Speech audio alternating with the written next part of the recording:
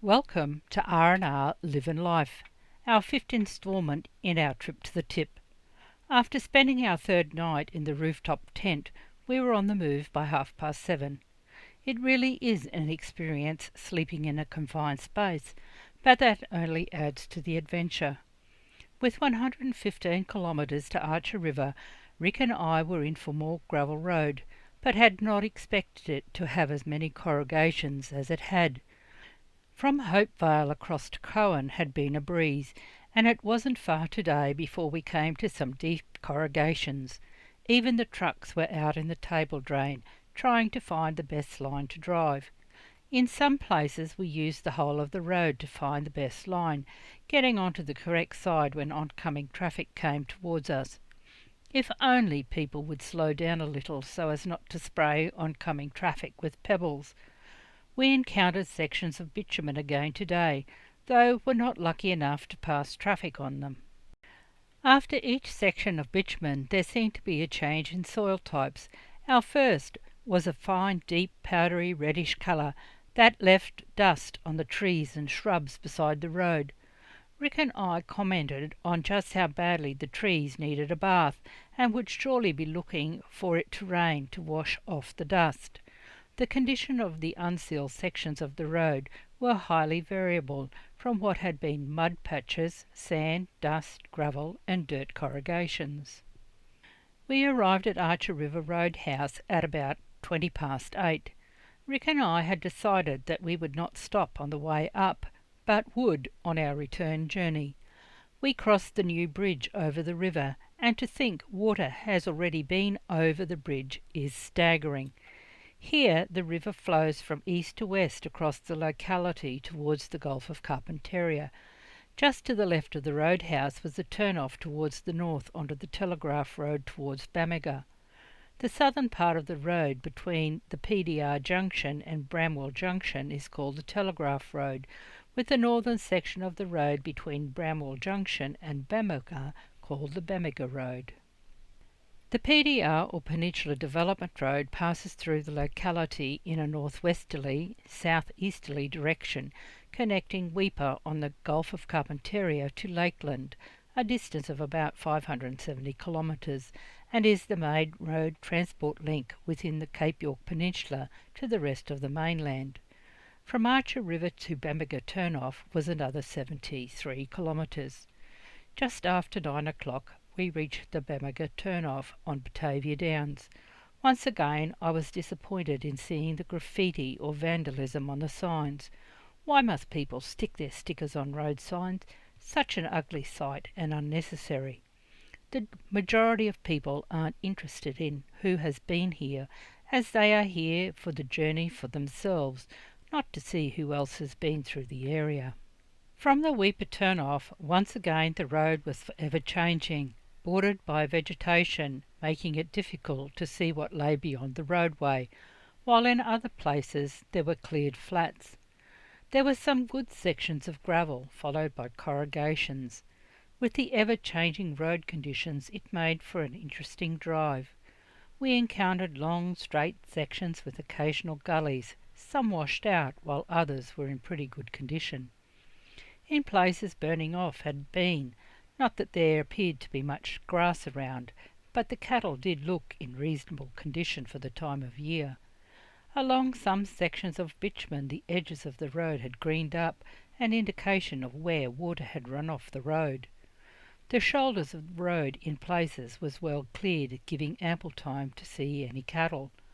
We passed a section of road being top-dressed with more gravel and water to compact road, a never-ending job on this road in the hope of minimising the corrugations. I could see why people like to drive to the tip. Not only is it so remote and isolated, but I think it is one of those roads you just have to try. There is something not only stimulating but appealing in driving gravel roads. Maybe it is the challenge, but having driven on lots of gravel or dirt roads over the years, Rick and I still enjoy gravel roads, regardless of what state the road is in. We crossed the Wentlock River, and just on 10 o'clock we made it to Warton Telegraph Station in the centre of Cape York Peninsula. We were both surprised that there were not that many people camping here, only 3 caravans. It was not what I had expected for a telegraph station, especially after the ones that we had seen along the overland telegraph line between Adelaide and Tennant Creek.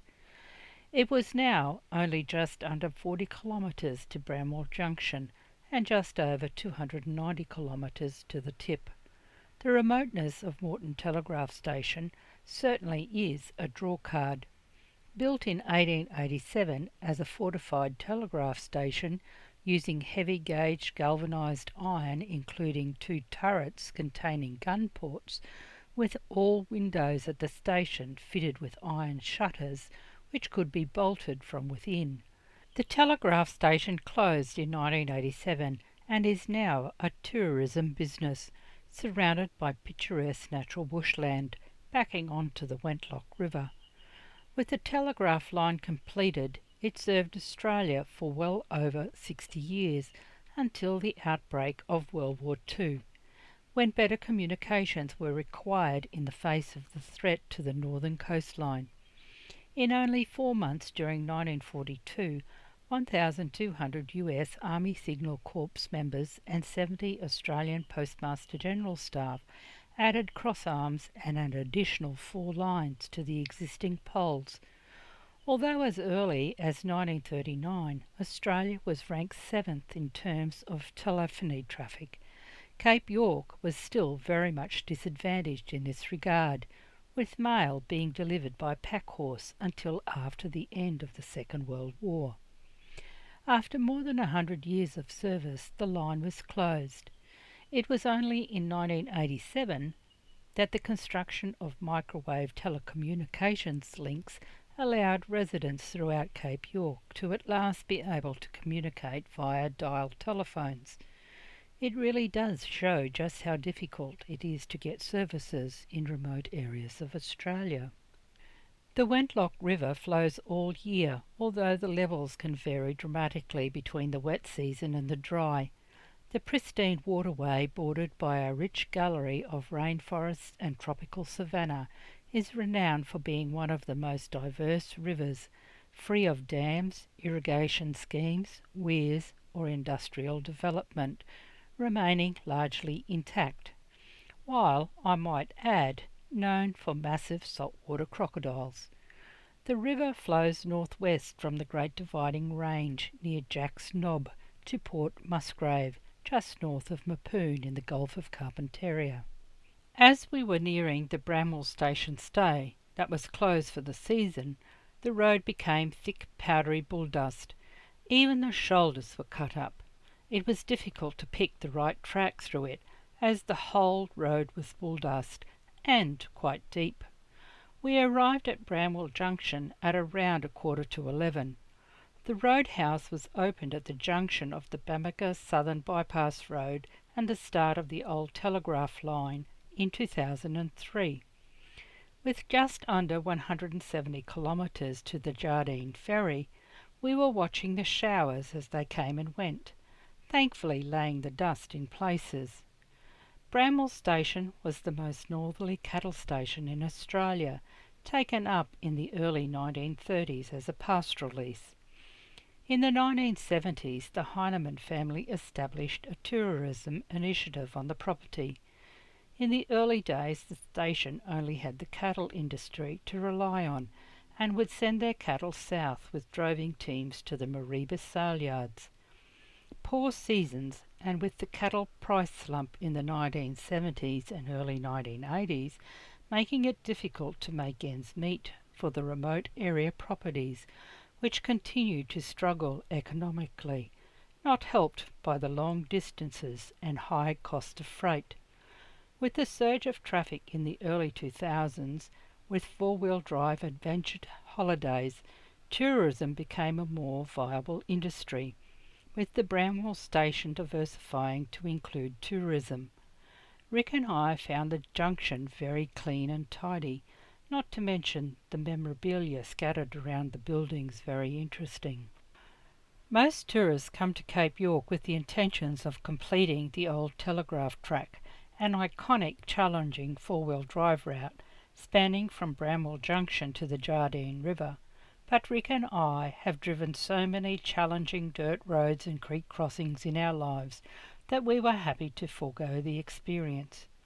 The track was originally the path for the overland telegraph line that was built in 1887, connecting Laura to Thursday Island, the only means of communication for those living on Cape York, and until 1986 was the only route to the tip of Australia. The construction of the line was a major undertaking, with initial surveying taking 2 years to complete. Then the actual construction work involved clearing a corridor approximately 2 chains wide, or around 40 metres, with specially manufactured galvanised iron poles used to support the line. The ongoing maintenance was carried out by gangs of telegraph linesmen dedicated to its upkeep.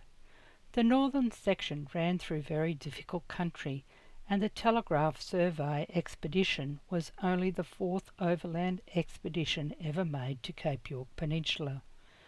The line opened in 1887, and it linked Brisbane as the capital with Queensland's northern outposts, as well as to the rest of the world. As with all my videos, the country is what Rick and I look forward to seeing. In this episode, the road has taken a major focus, as it is the challenge most people come to Cape York to experience, along with the actual tip of Australia. We arrived at the Jardine ferry just after 1 o'clock, just in time for a sun shower. Formerly known as Deception River, the Jardine River is the largest river in the Cape York Peninsula. Unlike other tropical rivers in northern Australia, the Jardine flows all year round, as the catchment receives sufficient rainfall throughout the year for it to do so. The river catchment occupies an area of 3,282 square kilometres of mostly uninhabited country, with some 219 square kilometres of the catchment made up of mostly freshwater wetlands. The headwaters of the river rises in the Great Dividing Range and flows in a northwesterly direction, combining with multiple other tributaries as it flows into the flatlands of the Jardine swamps, eventually discharging into Endeavour Strait opposite Prince of Wales Island and into the northern waters of the Gulf of Carpentaria, part of the Coral Sea.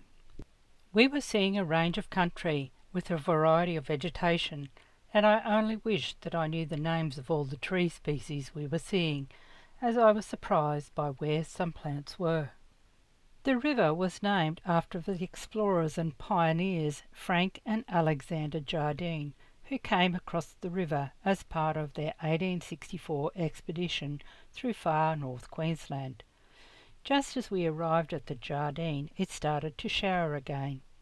Thankfully there was no delay in our crossing, as we drove straight onto the ferry for the very, very short hop across the river.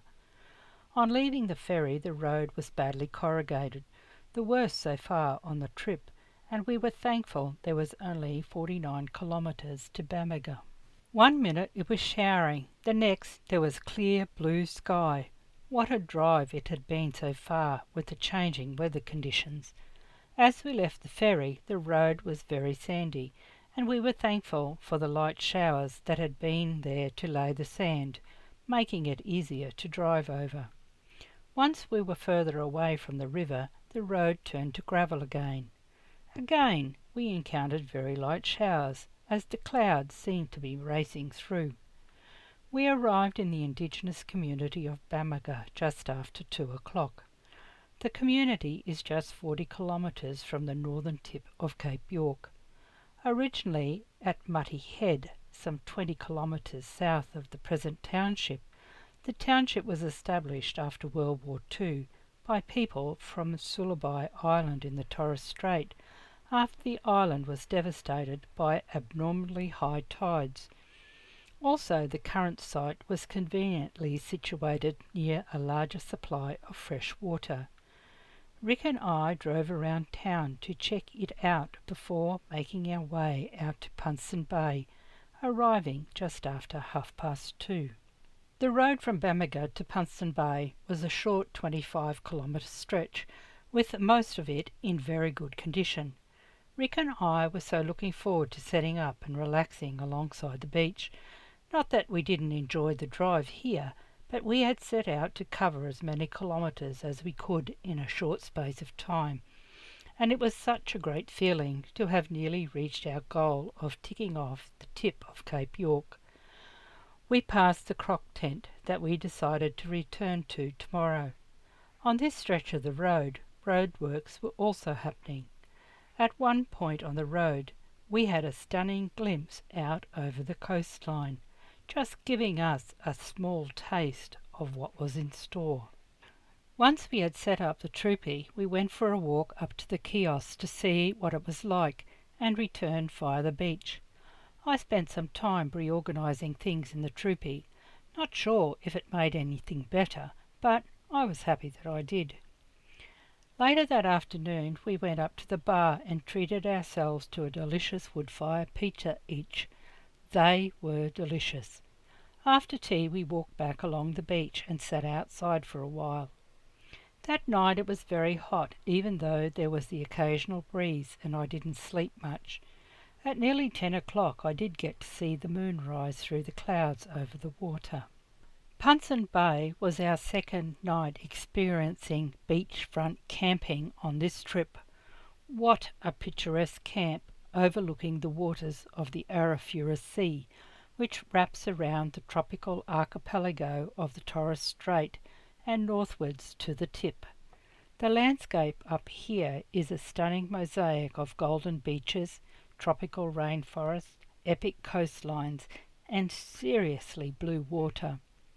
Historically, the area is entwined in the very fabric of Australia, with Possession Island, the place where Captain Cook took possession of the east coast of Australia, abandoned tin and gold mines, the remains of Somerset, the end of the old telegraph line at Cable Beach, and the ghostly remains of a hotel. It was a magical place to spend a couple of days, being nestled 5 kilometres southwest of the tip on Cape York Peninsula. I hope you have enjoyed this episode. Think about subscribing so that we have some idea if you have enjoyed it or not.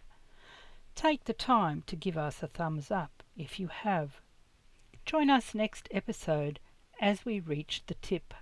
Check out the remains of Somerset and the old telegraph line at Cable Beach. Take care. Enjoy your travels. Rick and Rosemary. R&R Live and Life.